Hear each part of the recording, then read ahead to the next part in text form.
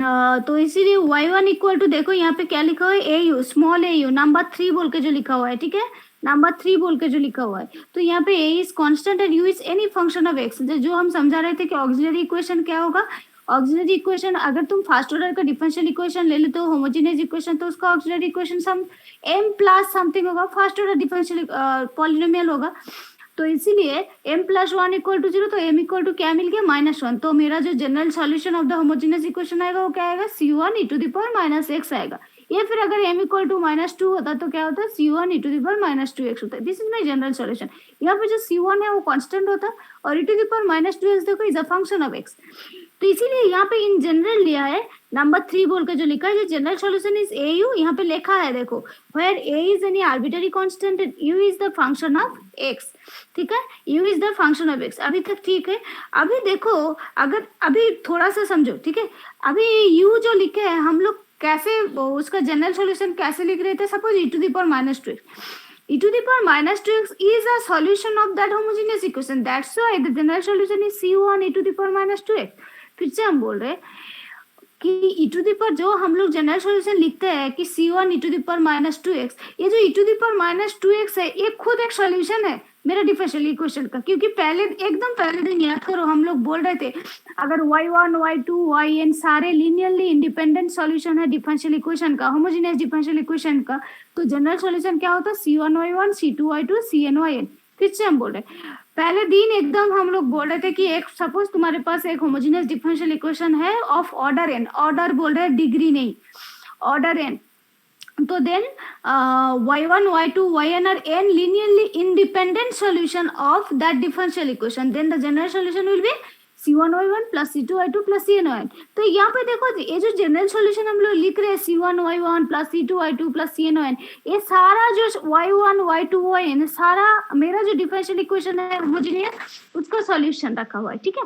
तो इसीलिए जो नंबर 3 है y equal to a u, वहां पे जो u है वो खुद सॉल्यूशन है किसका, होमोजेनियस इक्वेशन का। इसीलिए यहाँ पे लिखा है देखो नंबर 4 जहाँ पे लिखा हुआ है वहां पे जो u अगर मेरा डिफरेंशियल है, होमोजेनियस डिफरेंशियल इक्वेशन का सॉल्यूशन है, तो u होमोजेनियस इक्वेशन को सेटिस्फाई भी करेगा, जो कि मेरा यहाँ पे है y1 plus p y equal to q. u अगर मेरा सॉल्यूशन है, u अगर मेरा सॉल्यूशन है कॉरस्पॉन्डिंग होमोजेनियस डिफरेंशियल इक्वेशन जो कि नंबर 2 में रखा हुआ है, तो u 2 को सेटिस्फाई भी करेगा। इसीलिए देखो y के जगह u लिख दिया, u1 plus p u equal to 0 where u1 equal to du dx। Obviously अगर q नॉट इक्वल टू 0, अगर जो मेरा होमोजेनियस पार्ट रखा हुआ है q जो कि राइट हैंड साइड पार्ट है, अगर वो नॉट इक्वल टू 0 है, तो इसका मतलब ये जो y equal to a u लिखा हुआ है नंबर 3 पे, वो मेरा सॉल्यूशन नहीं होगा, सॉरी वो मेरा सॉल्यूशन नहीं होगा, है ना। फिर से हम बोल रहे हैं y equal to a u, जो स्मॉल यू रखा हुआ है, ठीक है, जो स्मॉल यू रखा हुआ है वो मेरा सॉल्यूशन नहीं होगा, ठीक है, वो मेरा सॉल्यूशन नहीं होगा। क्योंकि अगर नॉन होमोजीनियस पार्ट रह जाता है, अगर होमोजीनियस मतलब हाँ नॉन होमोजीनियस पार्ट अगर रह जाता है, अगर होमोजीनियस इक्वेशन है तो y equal to a u is my solution, but if there is any part non homogeneous then that will must not be a solution of one, then we will assume that y equal to capital AU is the solution, where A, capital A is not now the capital S is not a constant, it's a function of x and u is also a function of x, u is already known। फिर से हम बोल रहे তুমি যদি দেখো যে প্রথমে আমরা কি বলেছিলাম যে হোমোজিনিয়াস ইকুয়েশন, ঠিক আছে, প্রথমে আমরা কি বলেছিলাম হোমোজিনিয়াস ইকুয়েশন, ঠিক আছে। তাহলে यहाँ पे हम कर देते हैं, ठीक है।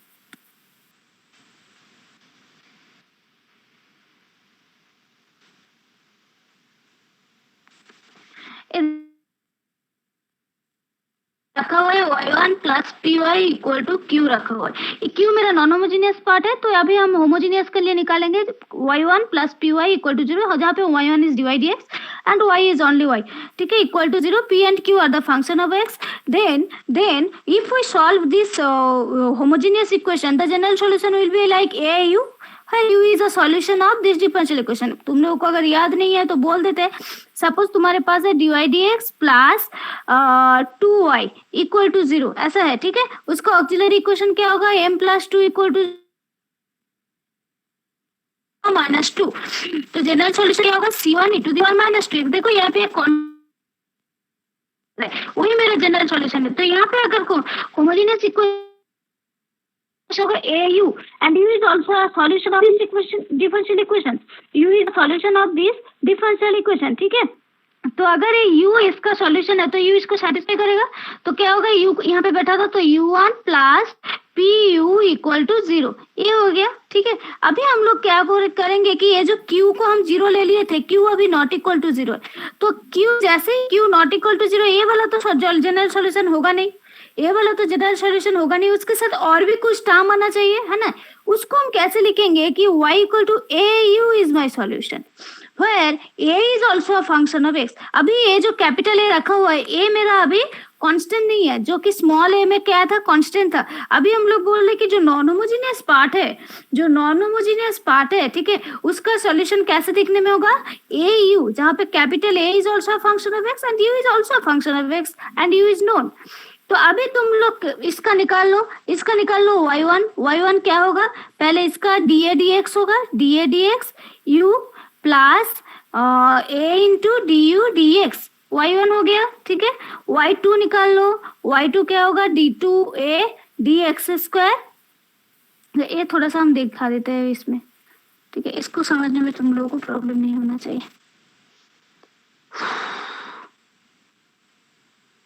अभी ये समझ में आ गया। तो अभी हम लोग क्या सोल्यूशन लिया, y equal to capital AU is my solution, y equal to capital AU is my solution, यही ले। तो कैपिटल AU अगर मेरा सॉल्यूशन होता है तो कैपिटल AU सेटिस्फाई भी करेगा मेरा जनरल मेरा जो नॉन होमोजेनियस इक्वेशन रखा हुआ है। इसीलिए देखो यहाँ पे y1 इक्वल टू निकाला है A1 मतलब dA dx प्लस AU1, ठीक है, जहाँ पे A1 equal to dA dx, और तुमको फिर से क्या निकालना है, y1 फिर बैठा देना, ठीक है, y1 फिर बैठा देना, क्योंकि ये डिफरेंशियल इक्वेशन जो है, जो डिफरेंशियल इक्वेशन है y1 plus py equal to q, उसका सॉल्यूशन अभी y इक्वल टू, पता नहीं तुम लोगों को समझ में आ रहा है भी नहीं,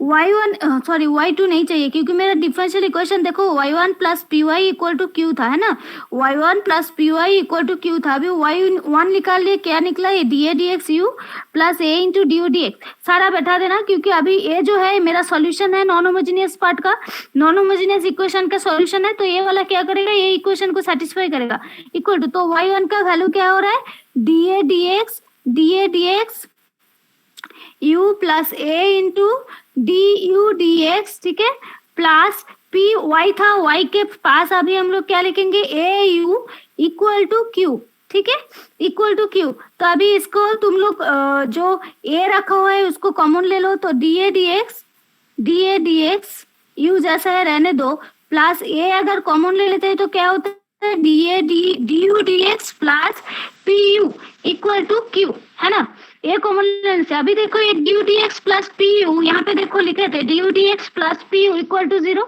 तो ये वाला पार्ट पूरा मेरा हो गया क्या, 0, ठीक है, ये वाला पार्ट पूरा 0 हो गया। तो क्या मिलेगा तुमको, dA dx u equal to q, इसका तुम लोग इंटीग्रेशन करोगे, ठीक है, q is a function of x, q is a function of x, तो dx को उधर लेके जाएंगे, ठीक है, dx को उधर लेके चले जाना, तो dA इक्वल टू क्या होगा, q बाई u dx, तो इसका मतलब a इक्वल टू क्या होगा, integration of q by u dx, ठीक है। ये जैसे ही मिल गया तुमको, एक्चुअली मिल गया तुम्हारा पर्टिकुलर इंटीग्रल या फिर नॉन होमोजेनियस पार्ट का सॉल्यूशन, क्योंकि ये यहाँ पे देखो नॉन होमोजेनियस पार्ट का जो सॉल्यूशन लिए थे वहाँ पे बस कैपिटल A अननोन था, जो कि हम निकाल लिए, ठीक है, यहाँ पे एक कांस्टेंट भी होगा जो कि हम निकाल लिए, ठीक है। फिर से हम दिखा देते हैं कैसे होता है, ये फर्स्ट ऑर्डर डिफरेंशियल इक्वेशन ले लेना, y1 plus py equal to q, अगर q इक्वल टू 0 हो गया तो होमोजेनियस हो गया। होमोजेनियस इक्वेशन का सॉल्यूशन कैसे देखने में होता है, y equal to AU where a is a constant and u is a function of x, this is a function of x but this is constant, this is a constant, ठीक है। तो अभी इसका मतलब u जो है वो खुद एक सॉल्यूशन होगा किसका, होमोजेनियस इक्वेशन का, क्योंकि हम लोग को ऑलरेडी पता है कि अगर y1 y2 yn सारा लीनियरली इंडिपेंडेंट सॉल्यूशन है नॉन होमोजेनियस होमोजेनियस इक्वेशन का, अगर y1 y2 दोनों एक होमोजेनियस इक्वेशन का सॉल्यूशन है, नॉट लीनियरली इंडिपेंडेंट। तो जनरल सॉल्यूशन क्या होता है, c1 y1 plus c2 y2। ये तभी आ पा रहे हैं अगर y1 y2 खुद लीनियरली इंडिपेंडेंट सॉल्यूशन है उस होमोजेनियस डिफरेंशियल इक्वेशन के लिए, है ना।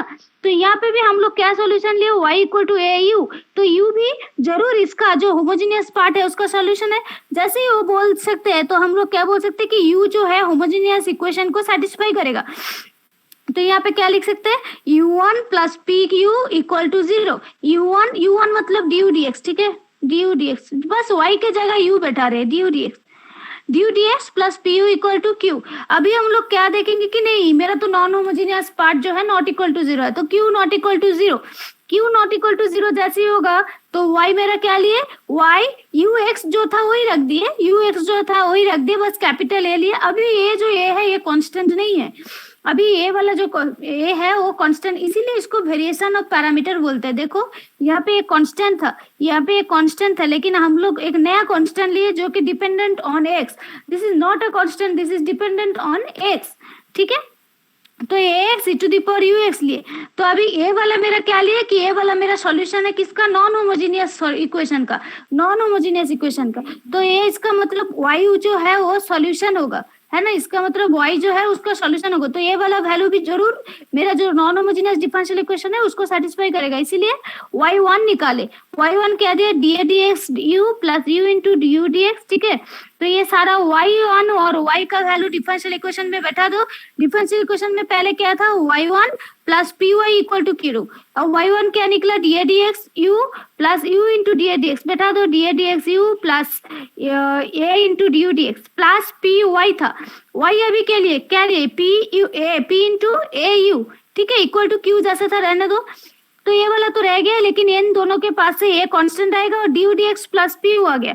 D dx plus p u is itself zero, that's why this term will be vanish, then we will get dA dx u equal to qx, जहाँ पे u is a function of x, q is a function of x, then you can write dA equal to q by u dx, then a will be q by u dx plus c। ये देखो अभी तुम्हारे पास ये जो particular integral या फिर तुम लोग नॉन होमोजेनियस पार्ट के लिए जो सॉल्यूशन लिए थे, अभी तुम देख सकते हो कि इसका जो है ए निकल गया मेरा, ये अननोन था, ए अननोन था, यू तो नोन था, यू तो होमोजेनियस पार्ट से तुमको मिल जाएगा, लेकिन ए अननोन था, है ना, तो वो मिल गया, ठीक है। अभी तुम लोग ये बुक देख सकते हो, देखो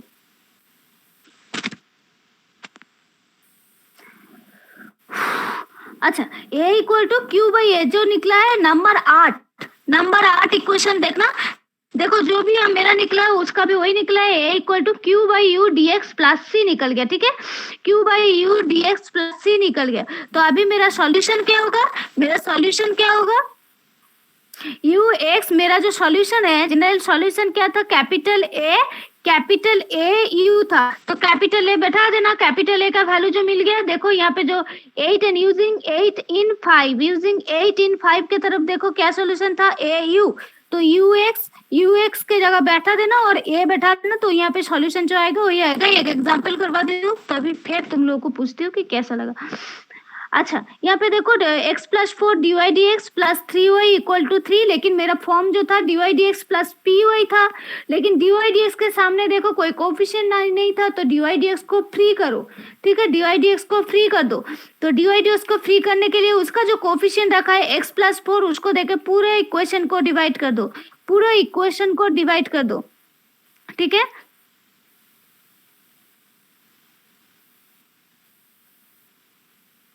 अच्छा यहाँ पे याद रखना, यहाँ पे वो C F plus P I वाला कहानी नहीं है, ठीक है, जो भी y equal to A X U X है वही मेरा फाइनल सॉल्यूशन है, यहाँ पे पी आई वाला कोई नहीं है, ठीक है, यहाँ पे वाला याद रखना।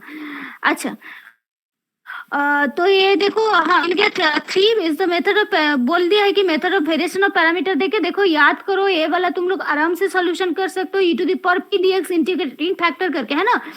ये वाला जो डिफरेंशियल इक्वेशन है इसको तुम लोग आराम से सॉल्व कर सकते हो by the method that integrating factor equal to e to the power p dx, ठीक है। अगर तुम लोग को बोल देता है कि वेरिएशन ऑफ पैरामीटर देके ही करना है तभी तुम लोग वेरिएशन ऑफ पैरामीटर यूज करना। ऐसा नहीं है कि तुम लोगों को अगर वेरिएशन ऑफ पैरामीटर अच्छा लगता है तो तुम लोग वेरिएशन ऑफ पैरामीटर भी यूज कर सकते हो, लेकिन ऐसे तो इंटीग्रेटिंग फैक्टर जो है e to the power p dx वो वाला तुम लोगों के लिए अच्छा होगा। अच्छा, dydx देखो यहाँ पे देखो लिखा है rewriting the differential equation in standard form. Standard form क्यों लिखा है? क्योंकि स्टैंडर्ड फॉर्म जो था dydx plus py equal to q था, तो dydx के सामने कोई कोफिशिएंट नहीं था, कोई कोफिशिएंट नहीं था, ठीक है। तो इसीलिए तुम लोग क्या करोगे, x प्लस 4 दे के पूरा इक्वेशन को डिवाइड कर दो। तो इसीलिए क्या मिला है, dydx plus 3 by x plus 4, देखो x प्लस 4 दे के डिवाइड किया, y equal to 3 by x plus 4, एक इसको लिख दिया 1, इसको लिख दिया 1, तो ये वाला हो गया मेरा जनरल फॉर्म। तो dydx plus p y equal to q, इसके साथ इसको कंपेयर कर देना, तो q क्या p क्या मिला 3 बाई एक्स प्लस 4 और q भी क्या मिला 3 बाई एक्स प्लस 4 ही मिला है। इस इक्वेशन में दोनों सेम है। तो अभी तुम लोग with q equal to 0, q equal to 0 के लिए हम लोगों को होमोजेनियस इक्वेशन का सोल्यूशन निकालना है, ठीक है। q इक्वल टू 0 के लिए हम लोगों को होमोजेनियस इक्वेशन का सॉल्यूशन निकालना है। ये बहुत आसान होगा क्योंकि फर्स्ट ऑर्डर डिफरेंशियल इक्वेशन है। अगर कांस्टेंट कोएफिशिएंट है तो ऑक्सिलरी इक्वेशन आराम से निकाल सकते हो, लेकिन अगर कांस्टेंट कोएफिशिएंट नहीं है, जैसे कि यहाँ पे देखो कांस्टेंट कोएफिशिएंट नहीं है, y के सामने देखो 3 बाई एक्स प्लस 4 रखा हुआ है, लेकिन घबराना मत क्योंकि फर्स्ट ऑर्डर डिफरेंशियल इक्वेशन है, इसलिए तुम लोग बहुत आराम से इसको सॉल्व कर सकते हो। तो इसलिए dy बाई y, देखो ये जो dy के पास हम हमेशा बोलते हैं कि dy के पास सारा y लेके जाओ और dx के पास सारा x लेके जाओ, इसीलिए लिखा है देखो dy by y plus 3 by x plus y dx, ठीक है। 3 बाई एक्स प्लस 4 होगा, 3 बाई एक्स प्लस 4 होगा, y नहीं होगा।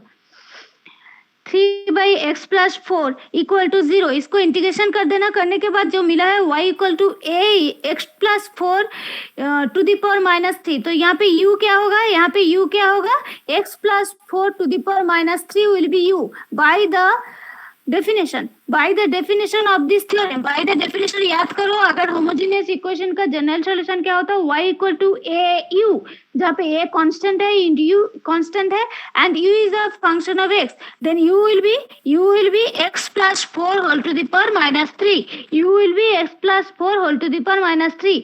अगर u मिल गया तुमको, q है ऑलरेडी, यहाँ पे देखो यूज नहीं किया, यहाँ पे देखो ये वाला थ्योरम नहीं यूज किया, जो लिखा हुआ था y इक्वल टू, देखो y इक्वल टू नंबर 9 बोल रहे, y equal to c into u x plus u x into q by u d x, ये वाला निकाल के सॉल्यूशन निकाल लिया। लेकिन तुम लोग अगर चाहो तो अपना थ्योरम जैसा भी कर सकते हो, तुम लोग अगर चाहो तो अपना थ्योरम जैसा भी कर सकते हो। हम पहले लिख लेते हैं इसको, ठीक है, तो सुविधा होगा।